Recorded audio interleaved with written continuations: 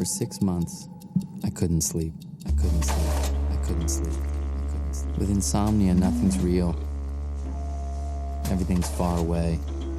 Everything's a copy of a copy of a copy. After seeing an interesting release date of New World, Oh, damn! Holy shit! and later on its endgame,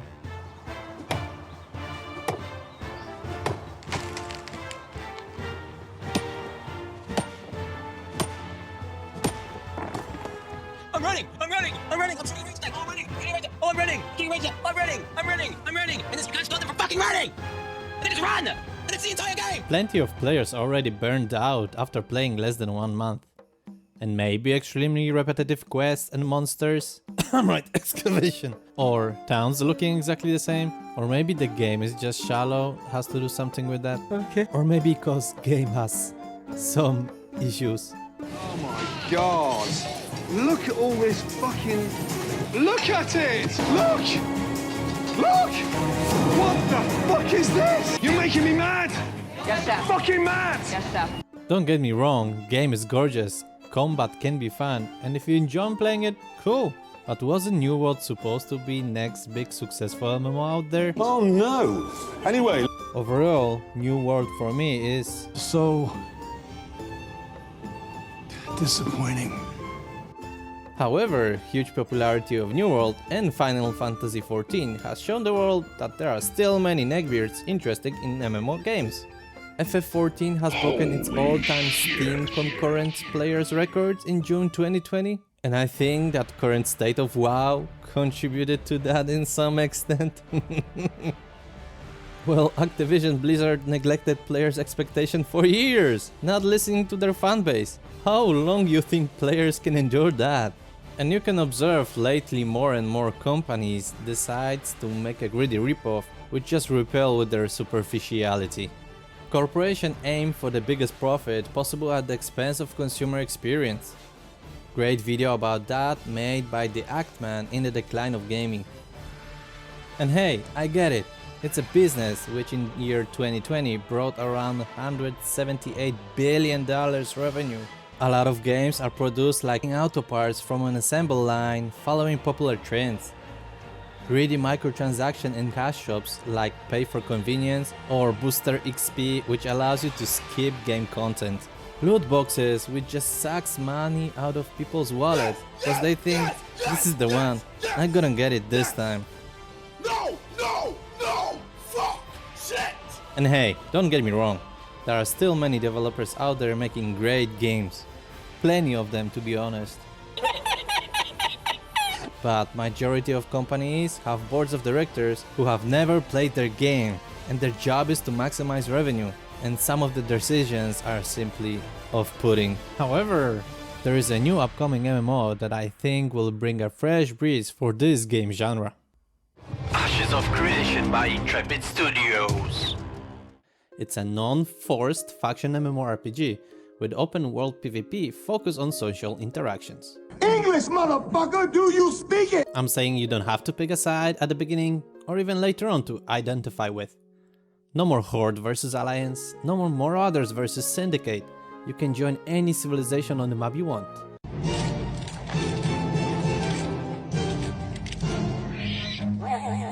Run. Or fuck it and try on your own. That's what I like about Ashes from the very beginning. It gives you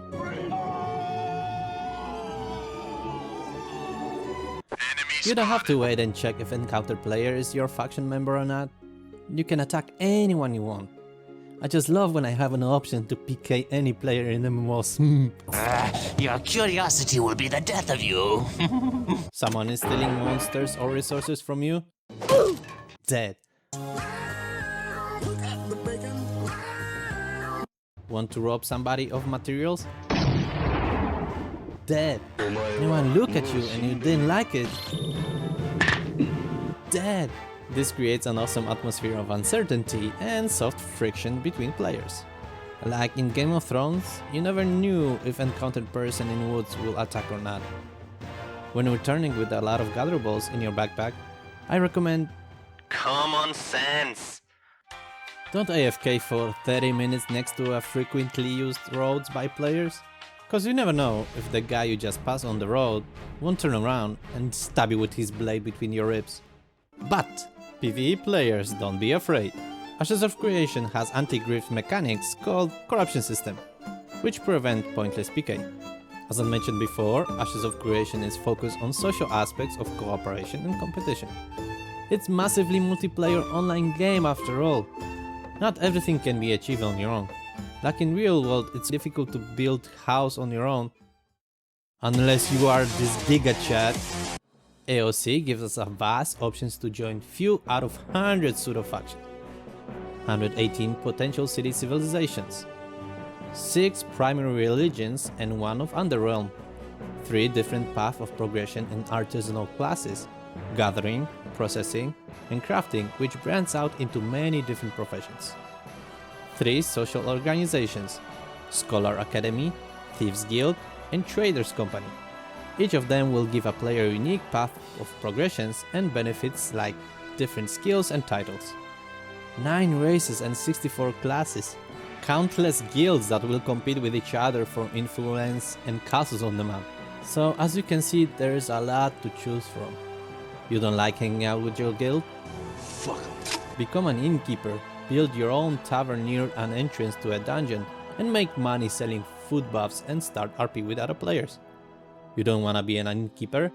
Okay, accept faith one of the religions and become a head of a temple as a bishop. Possibilities are endless. That is it, finding a game that I hope will be able to scratch my unscratchable itch for a great MMO game. Finally, MMO in which I can invest my time knowing that it won't be pay to win game, and max level cannot be purchased at the cash shops with some shitty tokens. I must honestly say I have not been that excited about MMO I think since Terra Online. I don't know, maybe it was the fluent PvP combat or the graphics. Oh my god! But I really liked those fights with Vincent Margera. Damn, boy, he's thick! So, let me tell you about Intrepid Studios a little bit, because Blizzard showed us that it's good to know what kind of people are developing your game, because then you know why this is replaced with this in your game. The children we can sell, and the women. Ah, the women.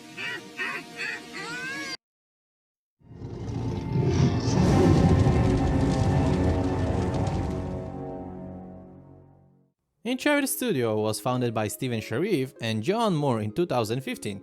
Just to understand why Ashes of Creation is such an intriguing project for me and many other people, let's get to know this company and their mastermind a little bit better. At the young age, Steven was recruited to join a multi-level marketing company called Xengo. His job was to create websites for online sales. Steven's work was a huge win and brought a lot of money for the company. After earning those trillions and quadrillions of dollars, he left Xengo a few years later. And then he invested all this cash in the real estate sector, where he became quadrillionaire. At the age of 29, he was already retired. And during this time, while playing some MMO, he noticed greedy designs and decisions which just destabilized economy on the servers, which ultimately made players quit. And what I've been just absolutely livid about in the previous games I played, and just let me give you an example.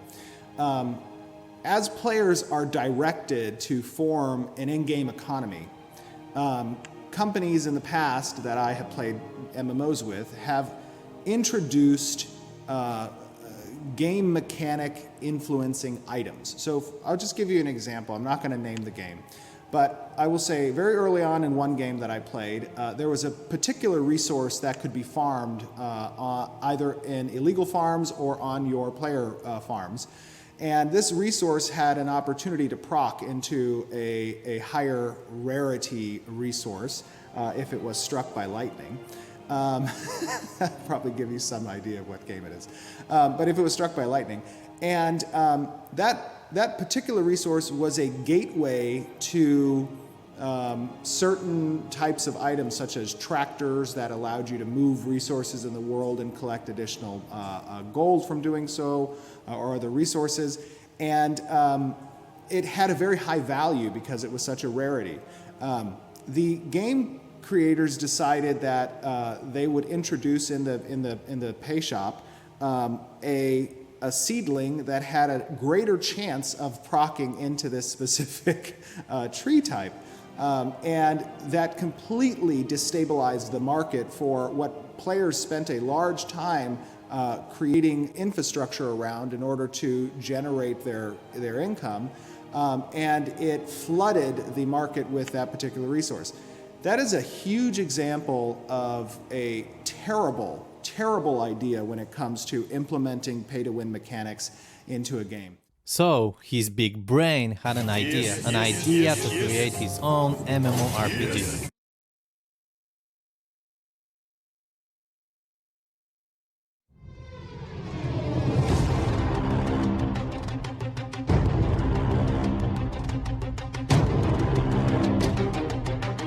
After some time of planning and discussing game designs with other members of the company, Intrepid Studios registered its Kickstarter in May 2017 to check if their concept would be received positively by the gaming community. Needless to say, there was a lot of interest. Ashes of Creation broke all records for MMORPG crowdfunding, and after just 36 hours, amount added up to over $1 million out of $750,000 planned, and becoming one of the fastest funded MMORPG in history.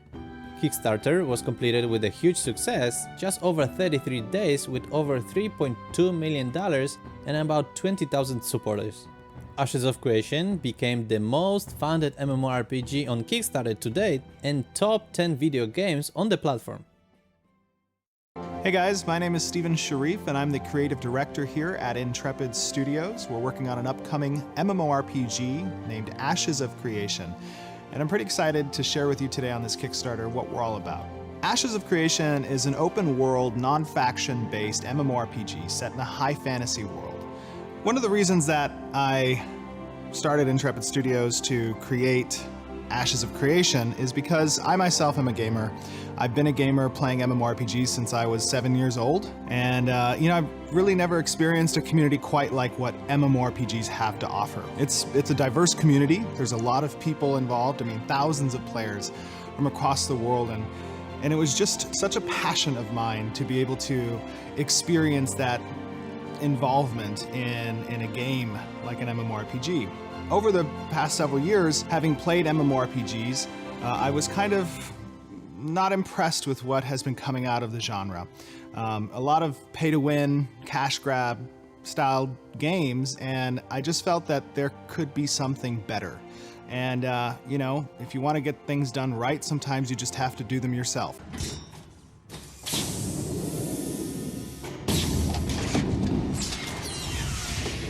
Fine. I'll do it myself.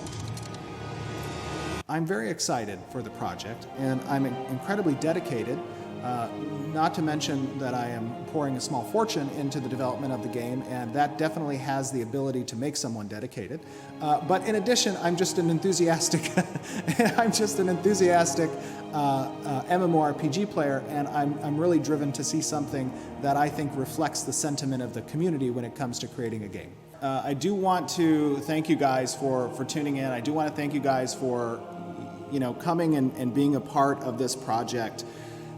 It's so incredibly important that the community uses their voice, and not just in Ashes, just in gaming in general, because companies, they sometimes lose sight of listening to their consumer, and the best way that you can create a product is by listening to the feedback that your community gives you.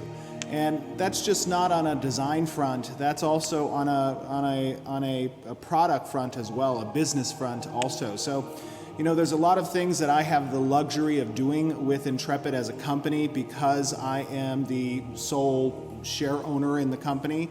I don't have to answer to a board. And I have that luxury. Not a lot of companies have that luxury. And that's why it's important for consumers to speak out and give their feedback. So first and foremost, let me clarify that there will be absolutely no pay to win in the game from an an advantage standpoint that can be purchased by an individual character. Additionally, I am also against pay to convenience. I consider pay to convenience when it comes to, let's say, inventory items or slot spaces.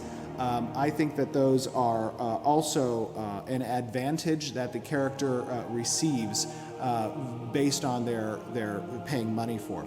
I believe that the quality of a product should speak for itself, and in that regard, that is why I'm confident in the subscription system.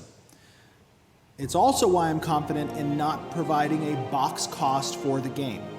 A box cost is a high barrier of entry, sometimes too high, and I believe in some cases too greedy as well. That's why I don't want to have a box cost. One, because population of MMORPGs is an important thing to have high, okay? A high population is a lot of fun, especially when there's interconnected systems that provide interdependencies between different demographics of players, whether they be PvP-oriented, roleplay-oriented, PvE-oriented, crafting-oriented, right? There's many different sub-communities within the MMORPG demographic. So you want to have a large influx of players. I think a sub-cost provides both the barrier of entry to prevent some, not all, but mitigate some gold selling, bots, whatnot, because there's a cost associated with playing the game. But it's also not too high that it gets on the greedy side or prevents a lot of players from participating in trying the game.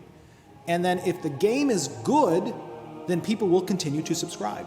And that subscription provides funding and revenue for the developers to continue a significant content creation and expansion rollout for the game, because content is king and content needs to be developed, and that requires money. God, I hate calling out games, but I will call out BDO. BDO does great things. I love BDO. It's a very good, well-done game. But one thing I couldn't stand about BDO, unfortunately to say this, is that you look like trash unless you spent money in the cosmetic shop.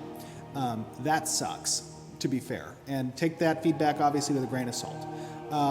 However, what I would say is, in Ashes of Creation, there is going to be legendary cosmetics that can be earned and achieved in the game, through the game systems. Those cosmetics are going to be on par with the cosmetics offered in the marketplace, okay? Now, with that being said, there are different types of players that exist within MMOs. There are casuals and there are hardcores. And I will say this, a lot of developers and companies have come along in the past, and I've been hit by this too, and they've said we're not going to have pay to win, and then boom, they roll out some pay to win. We have consistently said we won't be pay to win, and in the pre-orders that we provide, and even in the Kickstarter, there were absolutely zero pay to win components whatsoever. So not only will we talk the talk, but we will walk the walk as well. And that will... Hail, Messiah! I'm not the Messiah! I say you are, Lord, and I should know I followed a few. Why am I doing this to myself? I just wanted to show you a couple of Steven's answers in MAA stream. Max 3, I thought. Well, now I hope you got some idea what is Steven's ideology for AOC and approach towards pay-to-win systems. He understands that satisfaction of a consumer and quality of an experience is more important than what is profitable in the short term. Cause his ideology is simple. If the game is good, people will buy it. Intrepid Studios has over 60 developers and is constantly growing, looking for new talents.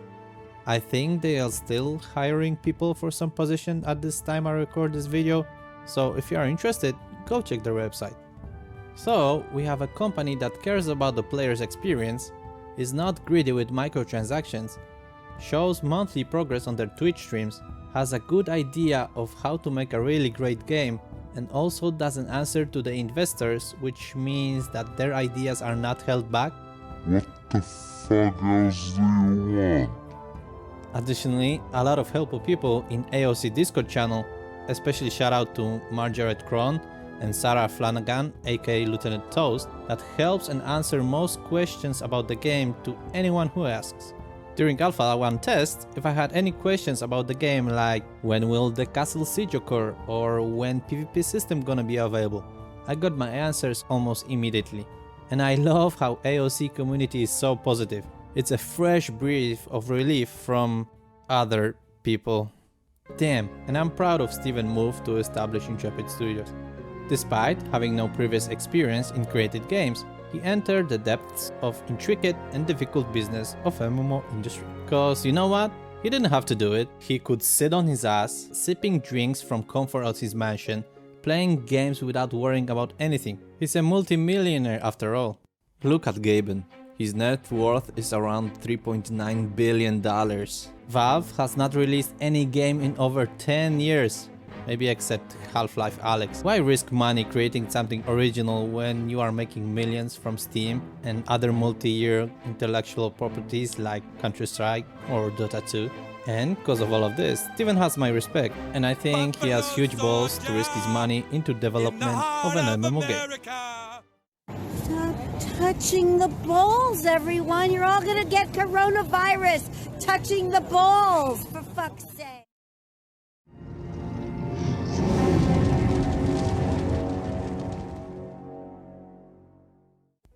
The map of AOC will be approximately 480 square kilometers. If you wanna compare it to other games, please do it on your own, cause data I found, I don't know if I can trust it. Thanks to fast respawn on Discord from Lieutenant Toast, Alpha map is around 17% or 1/6 size of the full map on release. During Alpha 1, I was traveling around the world of Vera and I tested how fast can I go from one edge of the map to the other. It took me around 5 minutes from point A to point B.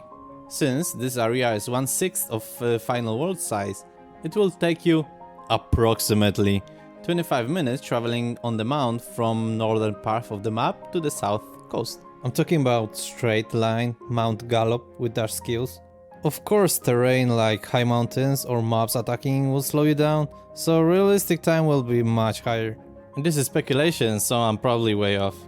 Why am I even mentioning all of this? Well, in AOC fast travel will be very limited. There will be no flymasters like in WoW or meteorite like in FF14 on the map. Developers want distance to matter and prevent Zerg mentality. That's gonna encourage me to PK even more, knowing that the guy I just killed over and over again can't call his guild friends immediately for help. And I know later in the game it can be annoying that there is no fast travel across the map, but knowing people and their willingness for laziness, players will develop nodes of specific type which will unlock fast travel between them.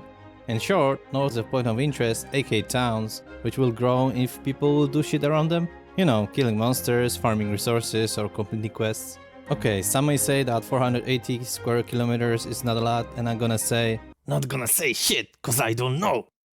However, AOC makes an interesting thing about the map thanks to the nodes. In most MMO, the initial locations are just abandoned in the later stage of the game.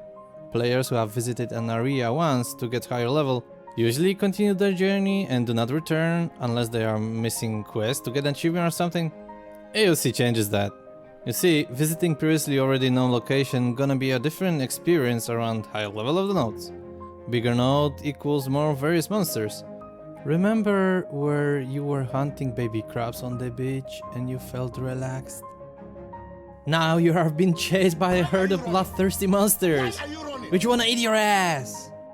There are 118 nodes in total. Higher level of the node means more content. Depending on where the civilization grows, it will bring various other challenges. Stronger monsters, new resources, new dungeons to find, or undiscovered passages to underroam.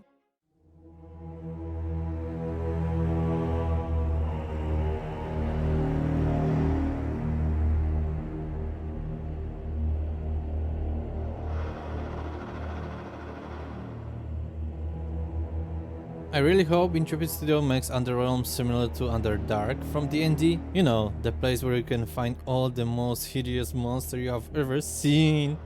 Because you know what? You can develop city over there. How cool is that? Having a giant metropolis underground.